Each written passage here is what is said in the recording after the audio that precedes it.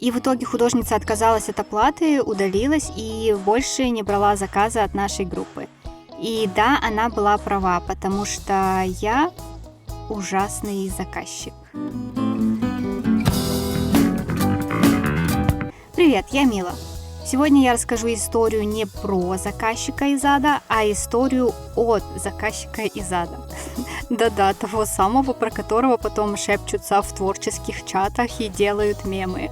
Я была настолько ужасной, что теперь мне хочется отправить той художнице коробку конфет и записку с извинениями. А в то время я, конечно, думала, что я просто пытаюсь все правильно объяснить и помочь. Такая себе клиентка, знающая, чего хочет. И только потом, когда уже сама начала рисовать на заказ, я поняла, насколько это было ужасно. И мне до сих пор неловко за тот случай. В этом видео будет одна история, но с очень кринжовыми моментами, сотнями правок и внезапными прозрениями. Так что устраивайтесь поудобнее, сейчас будет стыдно, смешно и немножко поучительно. Итак, мое милое летнее дитя. Это случилось еще до того времени, когда я окунулась в уроки по рисованию. Oh, my sweet summer child, what do you know about fear? Представьте, амбициозная фикрайтерша, которая решила собрать творческих людей вместе. По правде говоря, у меня с детства были странные пристрастия к внезапным авантюрам. Звучало это тогда красиво и перспективно, а как вышло в реальности, сейчас расскажу. Спойлер, очень неловко. Мы с подругой создали группу, где люди озвучивали фанфики, рисовали к ним арты и кидались друг друга опрошенной, прошу заметить, критикой. Не кактусами с говняшками, а честными рецензиями. От меня было приписано в правилах, что в критике должны быть написаны не только минусы, но и плюсы. Это, насколько помню, был обязательный пункт. Проект наш не был коммерческий, никаких денег от подписчиков за заказы, только лайки и благодарность. Людям, готовым делать озвучки, писать критику и рисовать арты, мы предлагали взамен рекламировать их группы. Хочешь заказы за деньги, подари сначала кому-нибудь часть своего творчества за так. Все были довольны, группа росла, к нам приходили новые подписчики, новые исполнители, и мы даже стали чувствовать себя, будто это почти работа.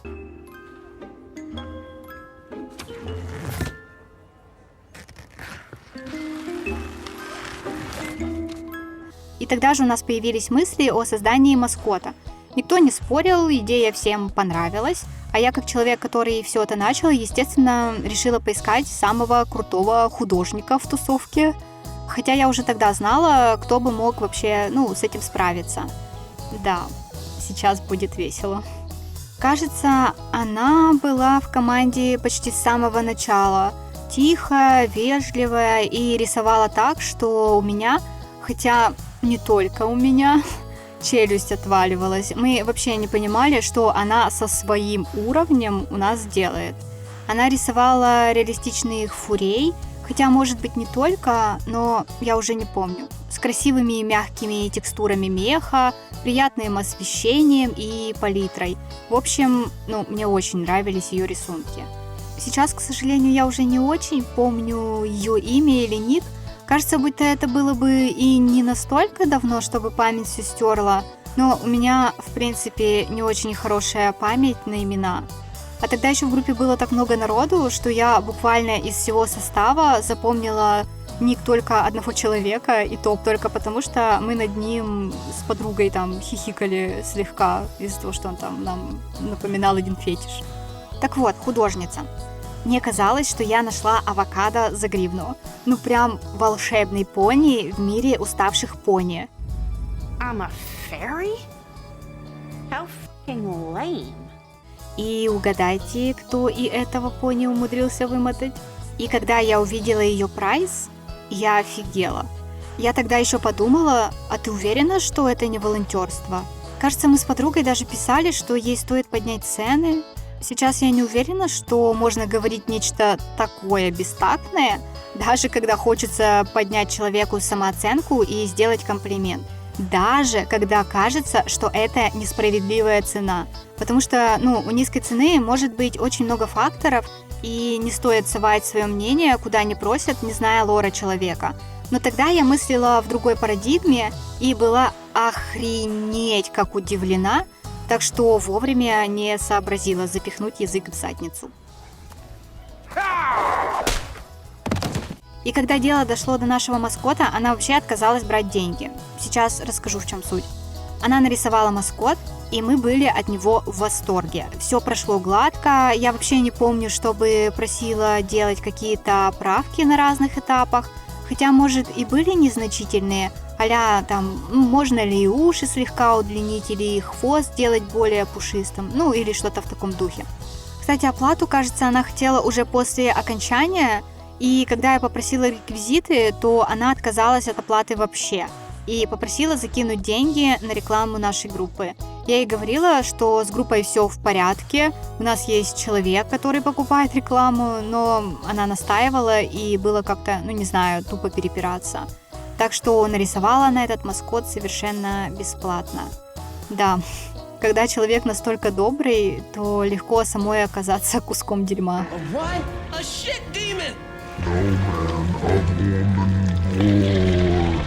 Уже подходим к главному событию. У нас появилась новая идея. Как у нас, скорее у меня. Сделать каждому участнику группы персонажа. Такой себе аватар, чтобы отражал характер, может быть, стиль и так далее. Что-то типа тотемного животного.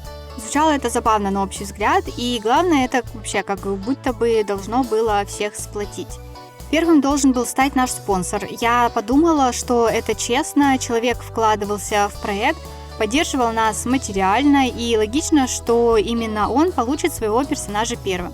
Я сейчас точно не помню, было ли это с моей стороны упущением, что я стала как бы посредником между художником и заказчиком, или это все-таки было желание заказчика, нашего спонсора, чтобы его тревожили по минимуму и чтобы я сама совсем разобралась.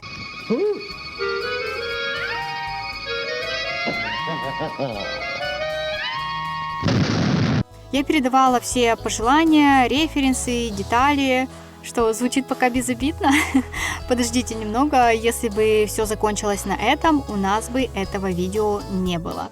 С оплатой опять же все стало не совсем ясно, а когда мы начали обсуждать это с художницей, там было что-то из разряда потом посмотрим, что с оплатой.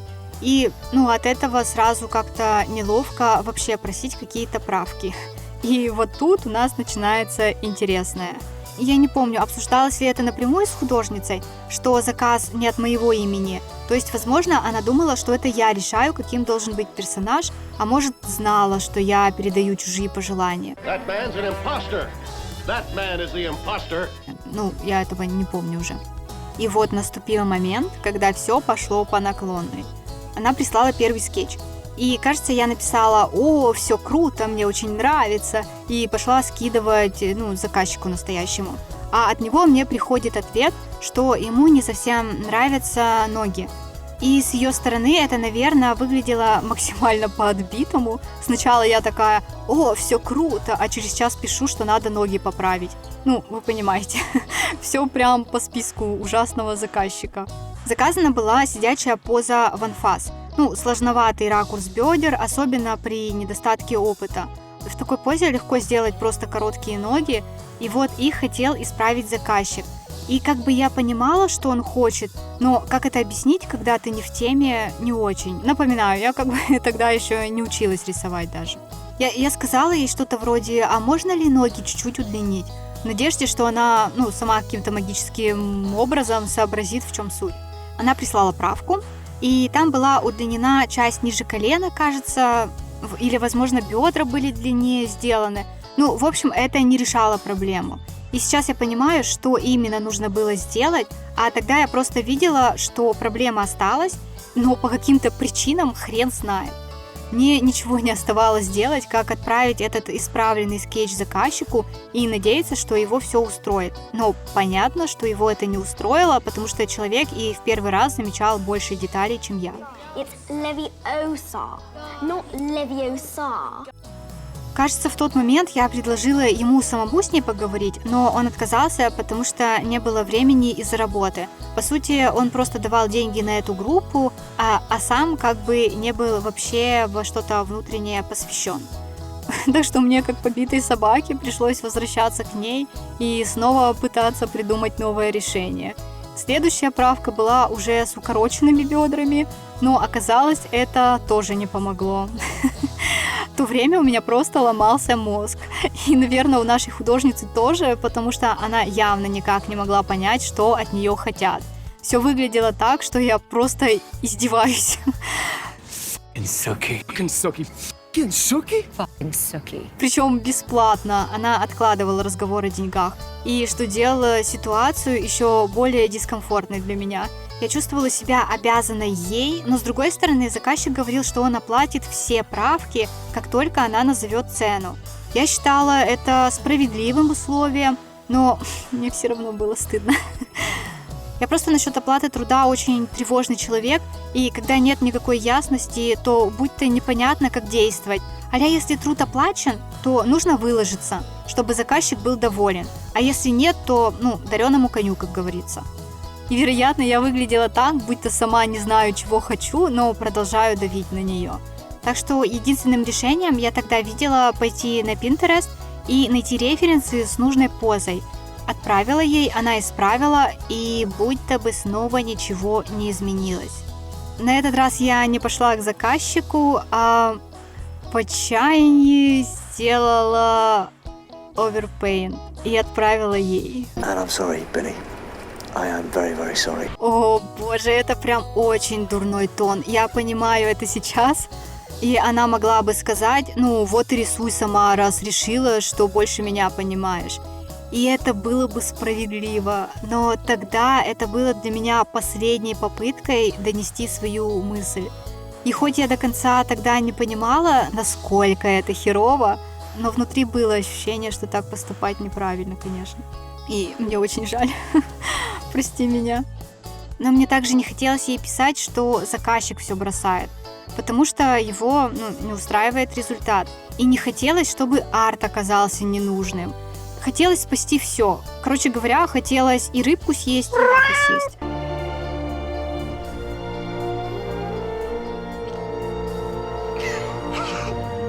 В итоге она исправила скетч, учитывая этот overpaint, и наконец-то это удовлетворило заказчика. Финальный арт получился великолепный, как и, впрочем, все ее предыдущие работы. А когда речь зашла об оплате, она отказалась ее принимать.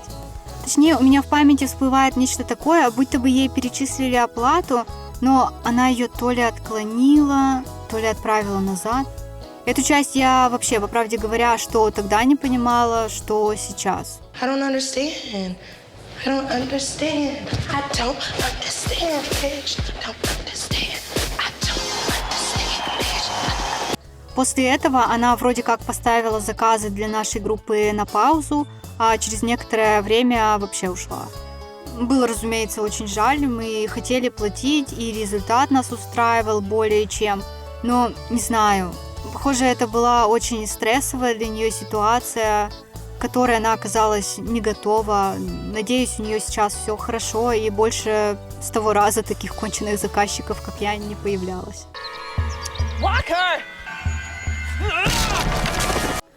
И чтобы уж замкнуть этот порочный круг, я расскажу, как сама оказалась на месте этой художницы. Так что можете меня не проклинать, карма уже догнала. I'm Dexter Morgan. Who's that? The Bay Harbor Butcher. Какое-то время назад ко мне пришел новый заказчик и захотел, чтобы я ему нарисовала, не знаю, скажем, кошку с длинными когтями и шерстью. Не буду вдаваться в детали, поскольку это, для истории не имеет особого значения, и я не хочу нарушать приватность заказчика. В общем, я делаю скетч, отправляю, он пишет когти окей, а вот шерсть должна быть длиннее. Я, конечно, соглашаюсь и иду рисовать. Присылаю, и после этого в меня летит overpaint. Прям поверх моего скетча, жирно, уверенно, как надо исправить. и предложение класть цвет прямо поверх этого великолепия. Я сижу, смотрю на это и чувствую, как мое сердечко начинает разгоняться, как жар внутри тела растет, будто я термометр, заброшенный на солнце.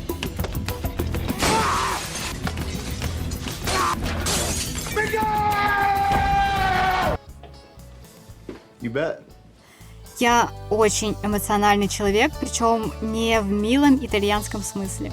Я человек с эмоциональной системой Windows XP. Положительные эмоции я могу контролировать, а вот если включается гнев, то все, до свидания. Моя кукуха едет, и я слышу только кровь в висках. И чтобы его унять, мне прям, из мира надо выключаться на несколько минут, иначе сложно прийти в себя. Из толерантного и понимающего человека я могу резко в такую мразь превратиться, что вообще без понятия, где этот демон обитает все остальное время.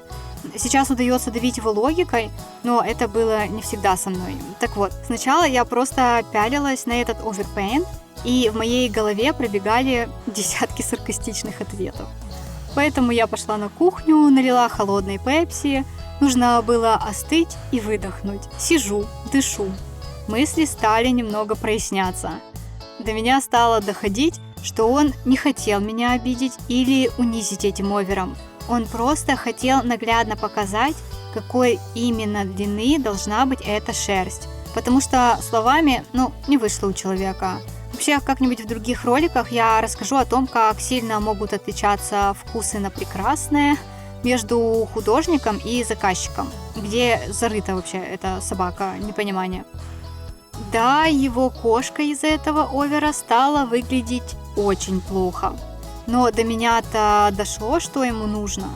И у меня тогда даже в мыслях не было, что он хочет шерсть настолько длинной, где у кота чуть ли, не знаю, не одни глаза на теле остаются.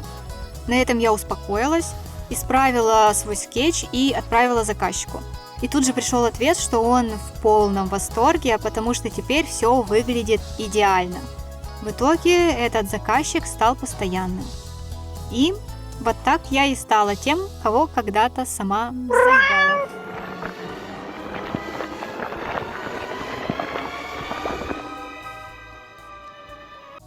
Вывод. Не все, кто с оверпейнтами и правками, хотят сломать, унизить, отобрать место под солнцем. Иногда это просто, плохое умение объяснять.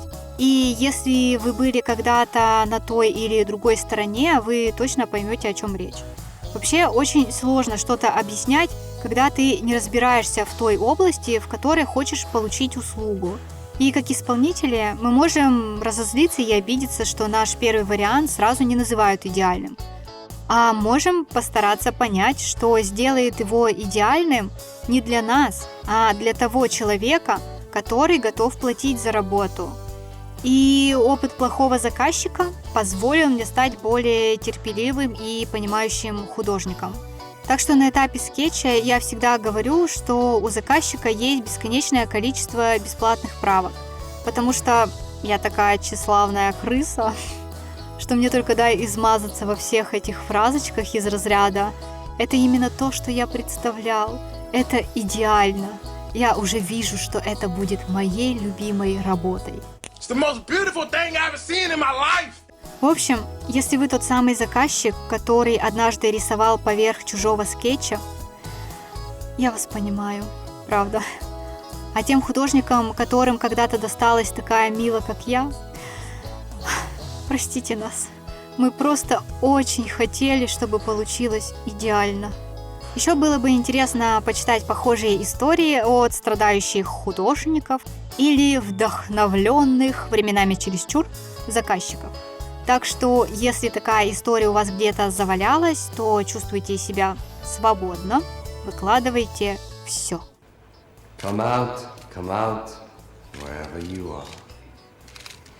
На этом конец. Спасибо, если досмотрели. Спасибо понимающим художникам за воплощение мыслей заказчиков. Спасибо заказчикам. Спасибо заказчикам. Спасибо заказчикам за целеустремленность донести свои мысли. Подписывайтесь на канал, ставьте лайки, если понравилось. И, конечно же, не забывайте отдыхать и хорошо питаться. И пусть вдохновение всегда будет на вашей стороне.